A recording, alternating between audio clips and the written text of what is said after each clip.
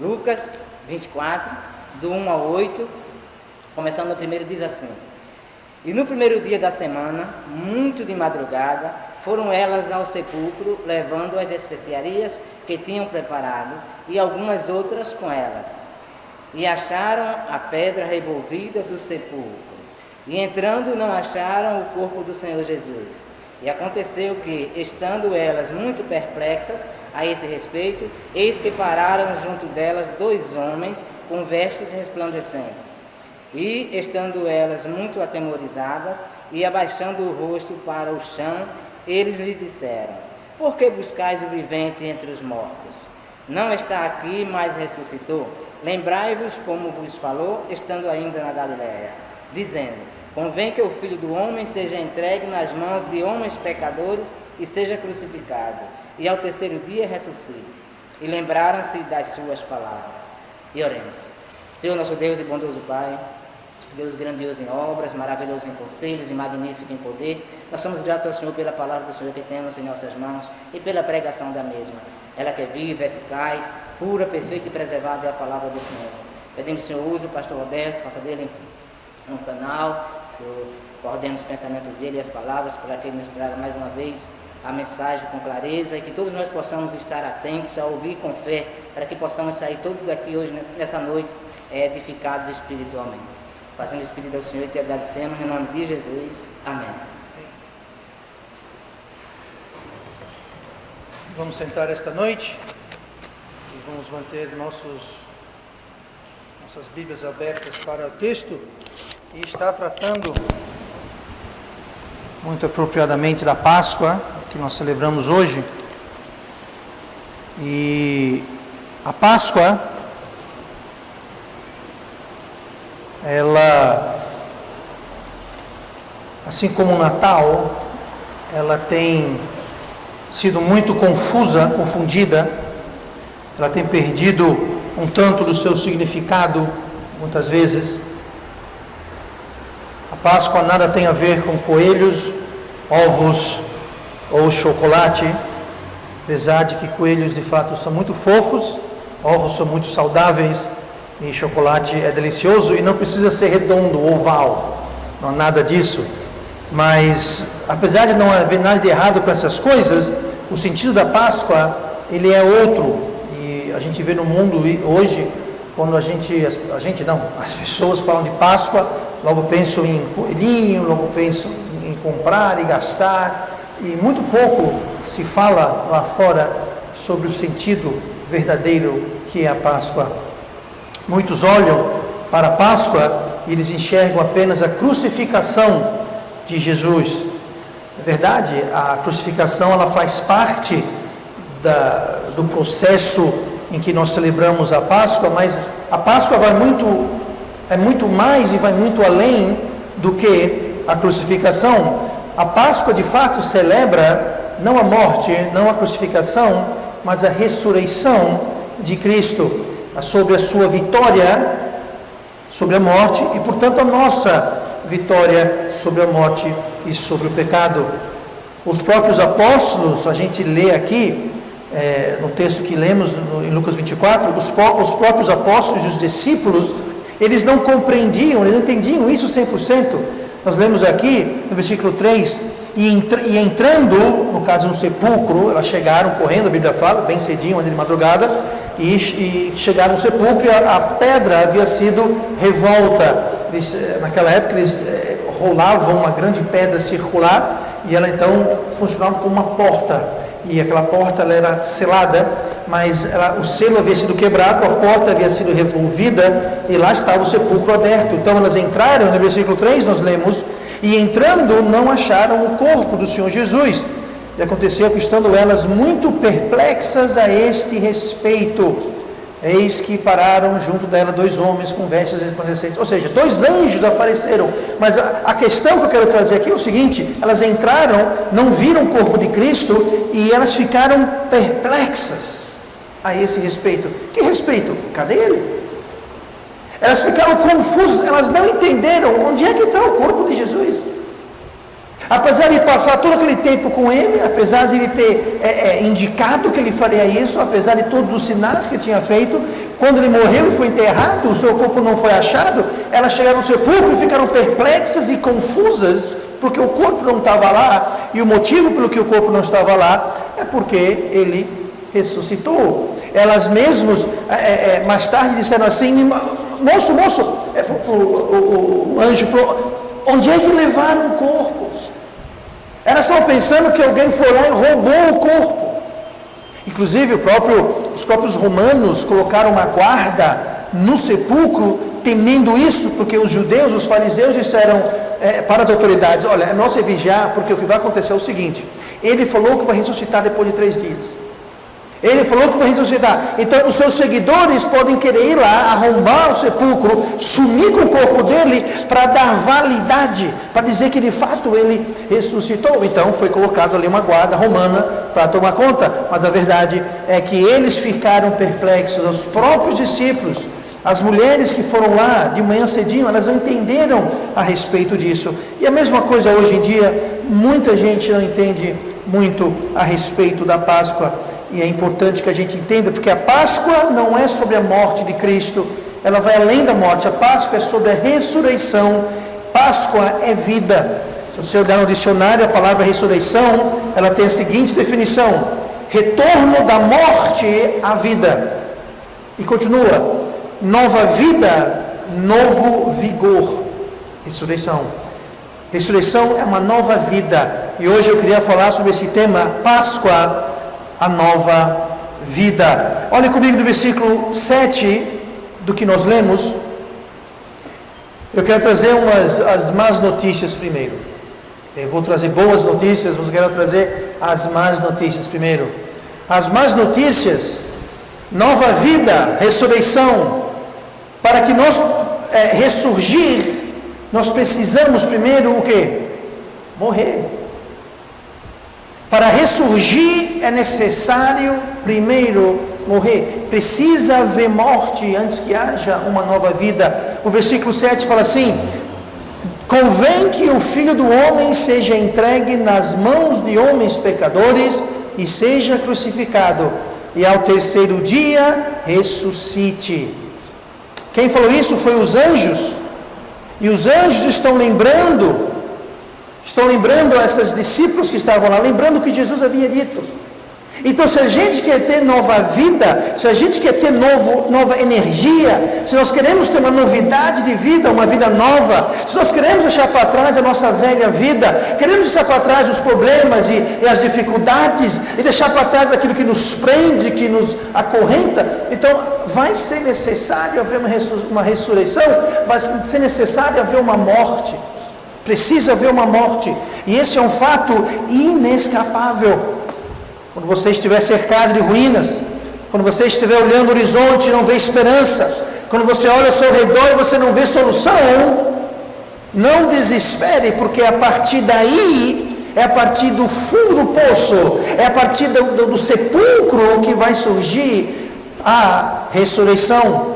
Enquanto a gente acha que a gente está sob controle, enquanto a gente acha que nós temos a solução, e quando a gente acha que vamos dar cabo da situação, e quando a gente acha que estamos dando conta do recado, não pode haver ressurreição, não pode haver nova vida, novo vigor. Nós precisamos literalmente morrer.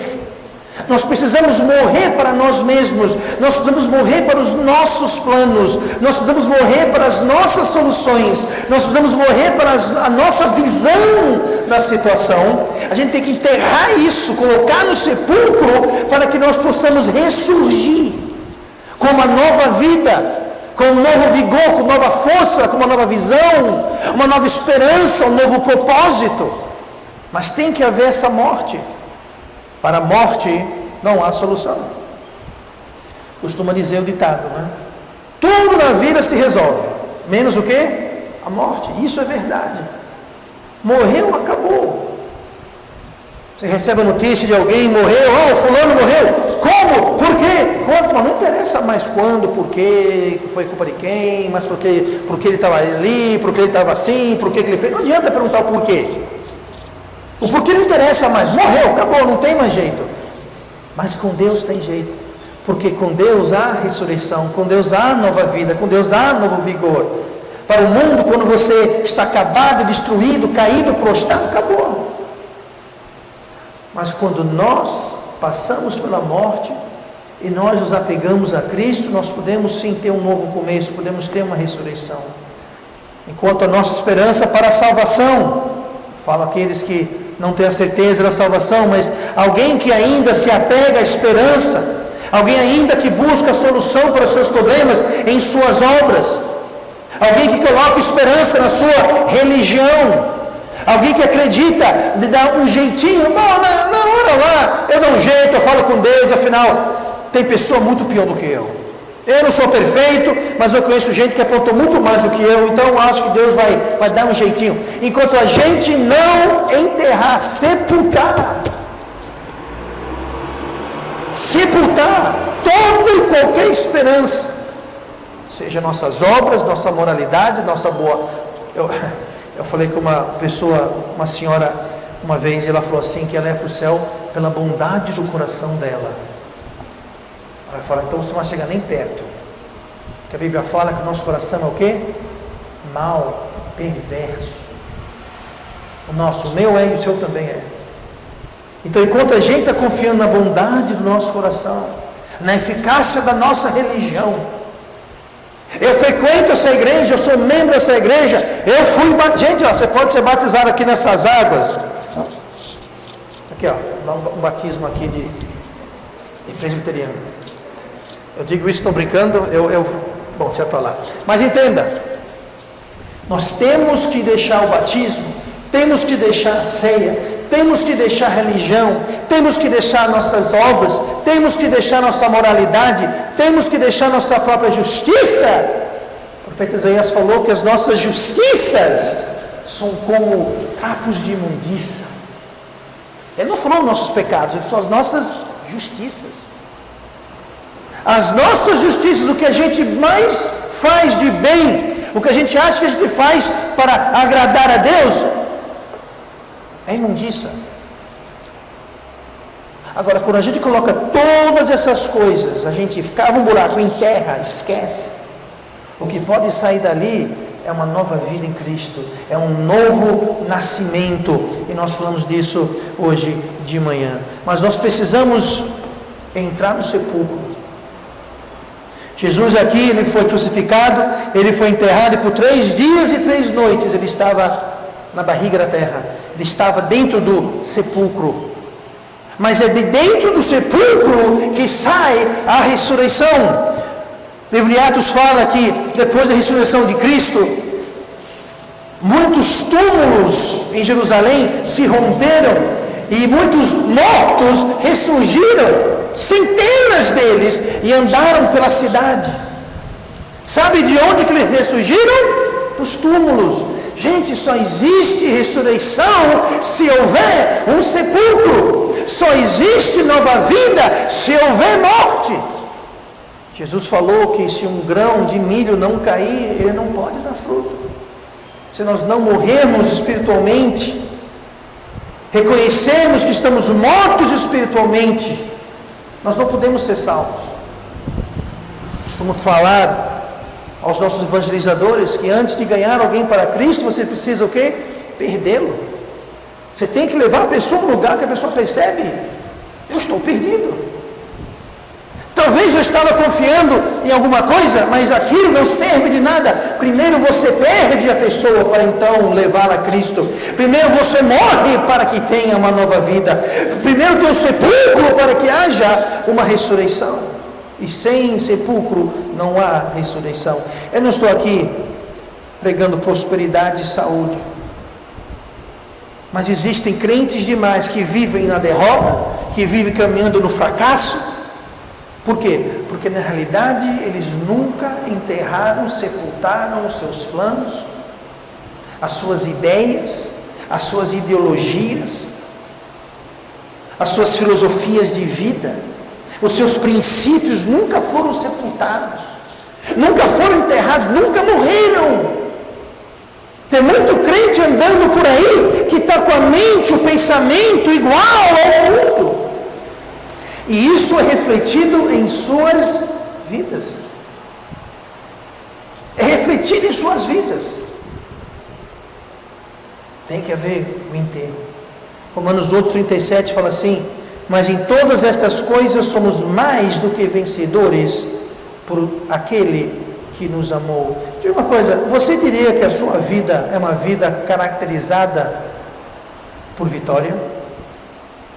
Por conquistas? Porque aqui está falando que somos mais do que vencedores. Por que tem tanto crente andando derrotado, tanto crente sem vitória, tanto crente existindo? O motivo é esse: eles enterraram e sepultaram as suas esperanças de ir para o céu pelo próprio mérito. Eles sepultaram isso, e desse sepulcro saiu um novo nascimento. Mas não para aí. Ali o espírito foi tratado, o espírito que estava morto foi vivificado no novo nascimento. Mas nós precisamos sepultar agora as nossas ideias, os nossos planos, para que Deus possa dar uma ressurreição. E nós precisamos sim entrar no sepulcro e enxergar a nossa incapacidade, enxergar a nossa pequenez, enxergar a nossa fraqueza, perceber que nós somos como um defunto e que Deus tem todo o poder. Um defunto não pensa, um defunto não tem opinião, um defunto não acha nada, um defunto não pensa nada. Um defunto está enterrado com todas as suas opiniões. No dia 21 de julho de 1991, eu aceitei Jesus como meu Salvador. Fui salvo, nasci de novo. Eu voltei para casa e eu lembro como se fosse ontem. Que eu sentei, estava sentado no sofá, na sala, e eu pensando comigo mesmo. E como que orando para Deus, eu disse assim: eu quero esvaziar-me do que eu acho. Eu não quero ter opinião, eu não quero achar, pensar, eu não quero ter nenhum pré-conceito, ou seja, eu não quero ter conceito nenhum de nada, eu quero apenas ter a mente de Cristo. Eu falei, o que eu achava, não interessa o que eu acho, eu quero saber o que Deus acha. Eu tenho os meus planos, mas Deus, eu quero o teu plano para a minha vida. Eu não fazia a mínima ideia que todos esses anos agora, mais tarde, eu estaria pastoreando uma igreja. Eu não fazia a mínima ideia, nem imaginava isso. Mas Deus sabia. Deus sabia. Nunca, nos meus pensamentos mais malucos, eu diria que naquele dia eu seria um pastor, estaria no ministério. Nunca imaginava.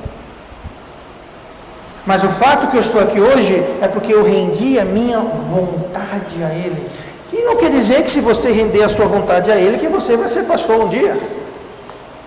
Talvez sim, talvez não. Deus não chama todo mundo para ser pastor.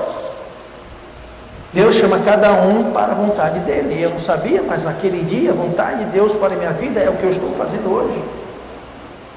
Mas aquele dia eu sepultei, eu enterrei, eu entrei no sepulcro e eu falei para as minhas vontades: você está morto. Eu falei para os meus pensamentos: você está morto. Eu falei para as minhas atitudes, as minhas perspectivas, eu falei: você está morto, enterrado, o sepulcro está cheio. E daquele sepulcro houve uma ressurreição.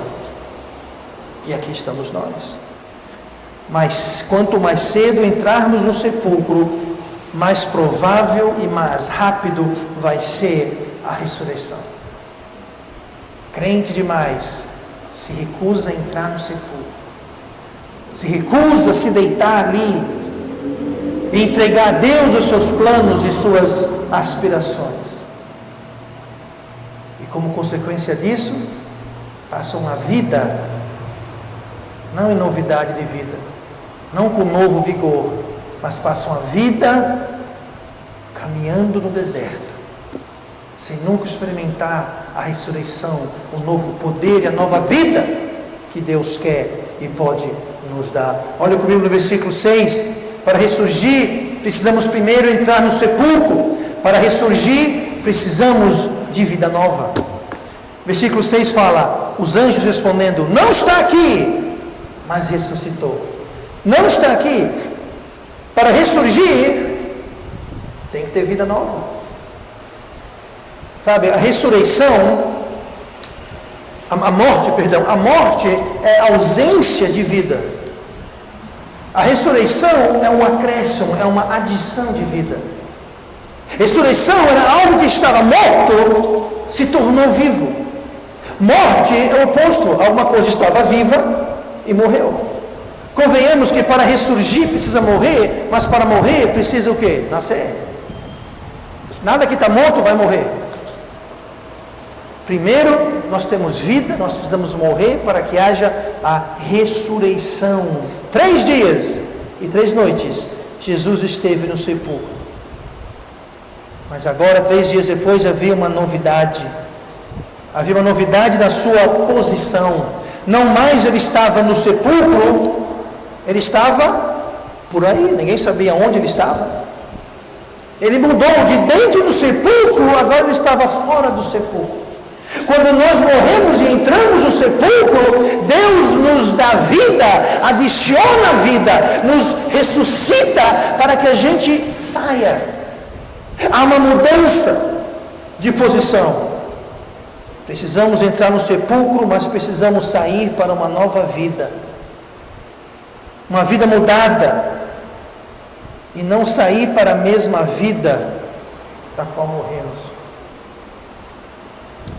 Senão, vai morrer de novo. Vai morrer de novo. Se a gente deitar a nossa vida, Deus nos dá uma nova chance. E a gente toma aquilo de Deus de novo e volta para a antiga vida, volta para o antigo caminho, volta para as antigas atitudes, nós vamos ter que morrer de novo. Gente, morte nunca é um processo agradável, seja lá o que for. Por isso que muitas pessoas experimentam morte nos seus relacionamentos.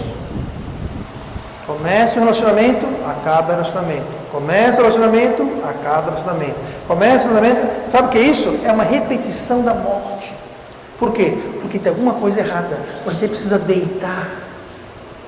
Você precisa deitar aquilo no sepulcro e deixar que Deus lhe dê uma ressurreição, para que Deus lhe dê uma nova vida. E você viva a nova vida e não voltar para a velha vida. Transformação, uma nova vida. Eu não sei quantas vezes, infelizmente, eu já observei isso. Pessoas que experimentaram a morte em suas vidas. Não estou falando morrer fisicamente. Experimentaram morte. Processo de morte na sua vida. Entraram no sepulcro, assim por dizer. Mas saem e voltam para a mesma vida da qual saíram. A Bíblia fala isso em Provérbios 26:11. Como o cão torna ao seu vômito, assim o tolo repete a sua estultícia. Estultícia é outra palavra para tolice. Para tolice. Assim como o cão volta ao seu vômito, o tolo ele repete. Como eu falei, ele vive e revive esse processo de morte. Por quê? Porque ele não volta do sepulcro para uma novidade de vida. Ele sai do sepulcro e volta para a mesma vida. Ele volta para o vômito. Ele volta para a vida da qual deixou antes de entrar no sepulcro. E por repetir, ele vai voltar e vai voltar e vai voltar. Vida nova, mudada, transformada. Romanos 6, versículo 4 fala sobre isso. De sorte que fomos sepultados. Note que usa o termo sepultado. De sorte que fomos sepultados com Ele pelo batismo na morte. Veja bem, está falando sobre morte, está falando sobre sepultamento, não literal, mas figurativo. Falando aqui sobre o batismo. Para que, como Cristo foi ressuscitado dentre os mortos pela glória do Pai, assim andemos nós também em novidade de vida, novidade de vida. Quando a gente sepulta, quando a gente enterra, quando passamos por um processo de morte, e a gente é ressuscitado, sem novidade, nós vamos voltar para o mesmo processo. Nós vamos cair no mesmo buraco. E eu acrescento mais, não só vai ser o mesmo buraco, vai ser um buraco mais fundo. A Bíblia diz repetidas vezes que o segundo estado é pior do que o primeiro. A cada queda e requeda, a cada repetição, você torna a sua situação mais complicada de se resolver, mais dolorosa de se resolver, mais custosa para ser resolvida. Porque o tolo, ele repete a sua estutícia, ele repete, e repete, e repete, e repete. Acontece um erro, e aquele erro é replicado, e repetido, e replicado, e repetido, e replicado, e repetido, e ele passa pelo mesmo processo. Gente, isso é tolice.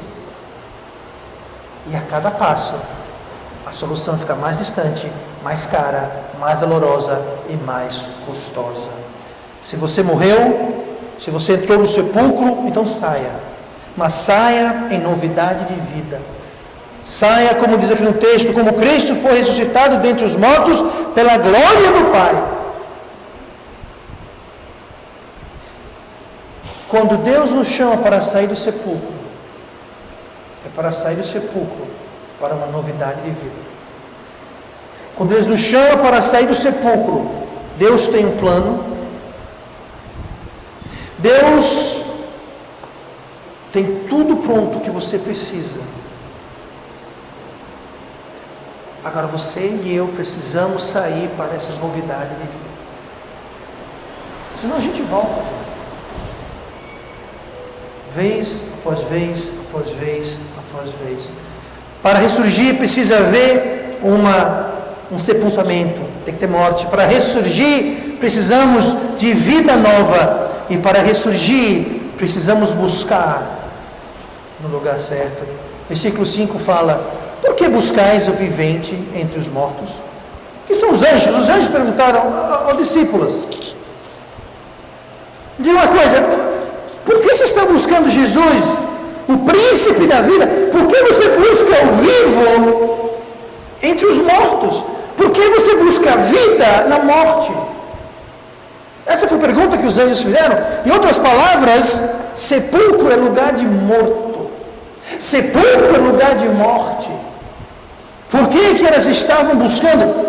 Jesus é vida. Jesus é o príncipe da vida. Segundo Timóteo, capítulo 1, versículo 1, diz assim: Paulo, apóstolo de Jesus Cristo, pela vontade de Deus, segundo a promessa da vida que está em Cristo Jesus. Onde é que está a vida? Em Cristo Jesus. A vida está em Cristo Jesus. Quer buscar vida? Não vá para o sepulcro. Jesus não está no sepulcro. Jesus não está no sepulcro. Jesus não está pendurado na cruz. Eu sei que aqui no Brasil, talvez a herança católica, todo mundo é meio avesso à cruz. Já recebemos, inclusive, ao decorrer dos últimos 10 anos que estamos aqui, pessoas, gente que liga e comenta e fala: nossa, vocês têm uma cruz na igreja? Sim, nós temos uma cruz. Agora note que ela está vazia. Uma cruz não é um crucifixo. O crucifixo está mostrando Jesus pendurado numa cruz morto. Ele não está morto. Ele ressurgiu. Ele vive. O túmulo está vazio, a cruz está vazia, porque Jesus vive. Mas eu pergunto: Jesus é vida. Colossenses 3,4: quando Cristo, que é a nossa vida, se manifestar, então também vós vos manifestarei com Ele em glória. E quando Jesus, que é a nossa o quê? Vida. Gente, Jesus é a nossa vida. A vida está em Jesus. Jesus é o príncipe da vida. Ele é vida. Por que buscar vida na morte? Por que buscar vida no sepulcro? E tem muita gente, e infelizmente eu falo de crentes, eu falo de pessoas que deveriam saber melhor, que estão buscando a vida aonde há morte. Romanos 5,15.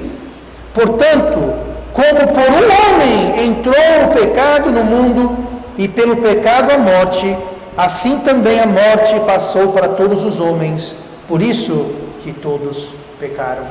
Veja bem, e pelo pecado a morte. Pelo pecado a morte. Pelo pecado a morte o que, pastor? Pelo pecado a morte entrou no mundo. Pelo pecado a morte entrou no mundo. Aonde está a morte? A morte está no mundo. Sabe o que é o mundo? Imagine, visualize na sua cabeça o mundo como um grande sepulcro. Sepulcro é lugar de morte, e a morte pelo pecado está onde? No mundo.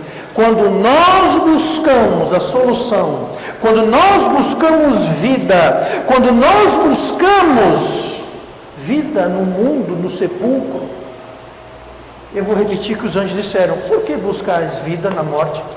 Por que buscais a vivente dentre os mortos? Gente, no mundo você não vai encontrar vida, você vai encontrar uma pseudo-vida, você vai encontrar uma espécie de vidinha, mas não é vida, porque a vida está em Cristo. Muitos crentes fazem isso, eles vão para o sepulcro do mundo, eles vão onde existe morte e pecado, em busca das soluções para os seus problemas, em busca de preencher os anseios de sua alma, em busca de encontrar contentamento e satisfação, em busca de dar sentido. Eles enchem suas vidas com morte. Elas vão para o sepulcro do mundo buscar vida. E sabe o que eles encontram? Morte. Sempre morte. Por quê? Porque o pecado trouxe para o mundo a morte, e você pode procurar o quanto quiser por vida, vida de verdade, novidade de vida, vigor no mundo. Pode buscar o quanto você quiser, você não vai achar. Você não precisa acreditar em mim. Eu aconselho que você acredite em mim, não porque é o que eu falo, mas porque a Bíblia fala. Mas você não precisa acreditar no que a Bíblia fala. Se você precisar ir para o mundo e sofrer morte após morte, após morte, após morte, e decepção após decepção, após decepção, e tropeço após tropeço, após tropeço, não tem problema, mas você vai perceber, eu espero, mais cedo do que mais tarde, que você não vai encontrar vida no mundo, você não vai encontrar vigor no mundo. O mundo vai minar e drenar o seu vigor. Ele vai deixar você seco, fraco, inepto, desanimado, desencorajado, fraco. Por quê? Porque, gente, nós somos ovelhas. Ovelha gosta de pasto. Ovelha não gosta de água, de lama. Porco gosta de lama. Ovelha não gosta de lama. Quando uma ovelha é jogada numa pocilga, a ovelha não gosta dali, ela quer sair. Ela vai fazer de tudo para sair dali de dentro. Agora, joga um porco na lama, ele vai te agradecer. Aí eu pergunto: como pode uma ovelha estar feliz na lama? Como um porco pode estar feliz no pasto? Sabe o que o porco faz quando ele encontra um pasto? Sabe o que ele faz? Ele encontra um cantinho do pasto, ele começa a revirar a terra, ele começa a fazer um buraco para quando chover virar lama. Se ele encontra um rio, ele vai para a margem do rio e ele começa a fazer um buraco na terra perto da margem do rio para encher de lama, de água, ficar lama. Ele gosta de lama. Ovelha não gosta de lama. E existe muita ovelhinha nesse mundo, se virando e revirando na lama, fingindo que estão gostando. Como assim, pastor, fingindo? Porque se não estiver fingindo, se a ovelhinha está realmente gostando daquela lama, é só você levantar um pouquinho assim a pele e você vai ver que só tem uma pele de cordeiro, porque debaixo tem um poico. Porque a ovelha não gosta Ele ama. Eu digo, você pode buscar solução no mundo, você pode buscar vida no mundo, você não vai achar. Vida está em Cristo. No mundo há pecado e morte. Não busque vida no mundo. Não vá seguir, sabe, essa história. Ah, pastor, mas está todo mundo fazendo. Está todo o que fazendo? Todo o mundo. Se todo o mundo está fazendo, deixa o mundo fazer. Vocês não são do mundo. Jesus falou, vocês estáis no mundo, mas vós não sois do mundo. Então não viva como o mundo. Enterre, sepulcro, entre. E quando você sair, saia para uma novidade de vida. E não tente fazer os dois. Ter novidade de vida com a velha vida, isso também não dá certo. Vocês não têm como servir dois mestres. Foi isso que Jesus falou? Ou você vai odiar um e amar o outro, ou amar um e odiar o outro. Não tem como. Páscoa, gente, é ressurreição. Eu vou terminar com isso aqui. João 20, capítulo 31. Para ressurgir, nós precisamos de um ingrediente muito importante que todos nós temos. Eu falei sobre isso hoje de manhã. Para haver ressurreição, para haver uma vida nova, é preciso que haja fé. Veja só, eu expliquei isso de manhã rapidamente, vou falar de novo rapidinho. É preciso que haja fé. Na realidade, todo mundo tem fé. O ateu tem fé, o muçulmano tem fé. O muçulmano tem muita fé. Eles têm tanta fé que eles se cercam de explosivos, como fizeram na Índia, no Paquistão, se não me engano, hoje de manhã. Hoje de manhã, se não me engano, 60, 70 pessoas, a maioria mulheres e crianças, foram mortas, porque algum muçulmano demonstrou grande fé na sua falsa religião, colocou um monte de explosivos, entrou no meio de um mercado, era um parque, estava vendo uma celebração da Páscoa, então eram todos os cristãos que estavam lá, ele detonou os explosivos, se matando e matando em torno de 70 pessoas que não tinham nada a ver com a história. Sabe o que é isso? Isso é fé. Ele acha que por aquele ato ele foi para o céu. Ele está num palácio, ele pensa, não está, mas ele pensa que iria para um palácio onde haveriam 70 mulheres esperando por ele. E ele poderia, nesse palácio, com suas 70 virgens, ele teria o apetite de comer todas as comidas, beber todas as bebidas. É o céu deles, totalmente um céu sensual. É um céu de bebida, comida, sexo. É o céu deles, gente.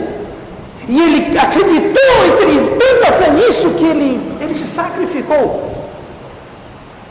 Ele se sacrificou. Gente, isso é fé. Agora, é fé na coisa errada. Infelizmente, para aquele iludido, ele não está no céu. Ah, mas ele acreditava que... Bom, ele pode acreditar o que ele quiser, ele não está no céu. Ele está no inferno. Não digo isso com nenhum prazer, com tristeza, porque ele foi um iludido, o diabo enganou ele com falsa religião. Mas fé, todo mundo tem, até o ateu tem fé. Agora, o ateu não coloca fé em Deus, ele coloca fé nele mesmo. Então, o importante da fé não é ter fé, porque todo mundo tem fé. O importante da fé é onde você coloca a fé. E com isso, ouça João 20, 31. Estes, porém, foram escritos para que creiais que Jesus é o Cristo, o Filho de Deus, e para que crendo tenhais vida em seu nome. Como é que a gente pode ter essa vida? Crendo.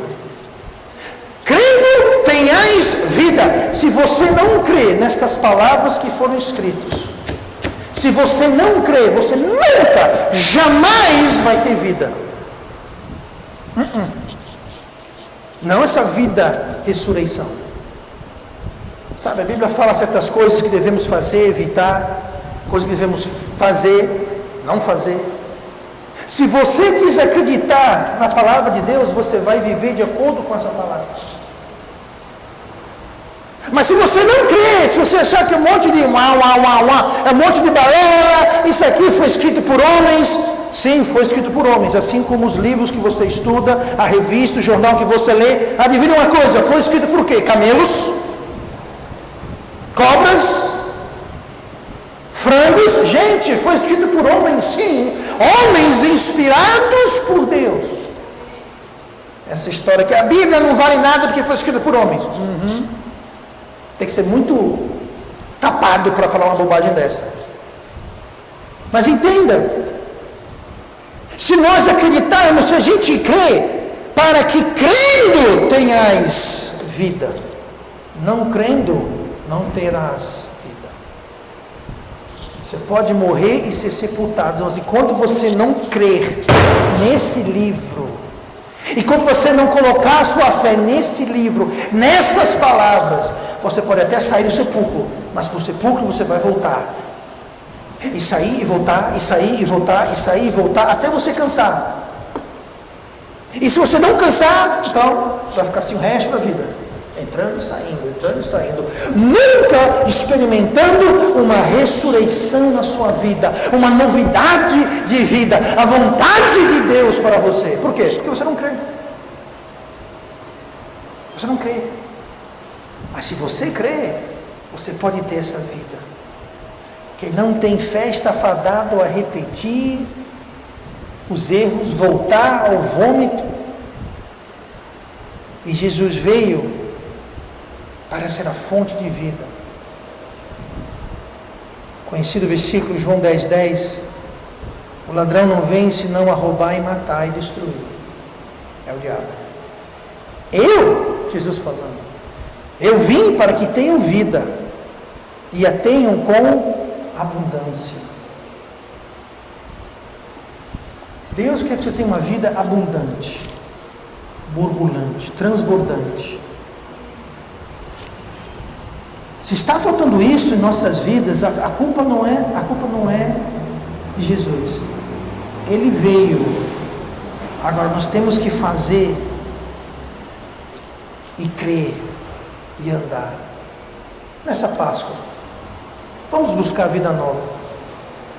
Páscoa é vitória, é novidade de vida. Mas para isso precisamos morrer.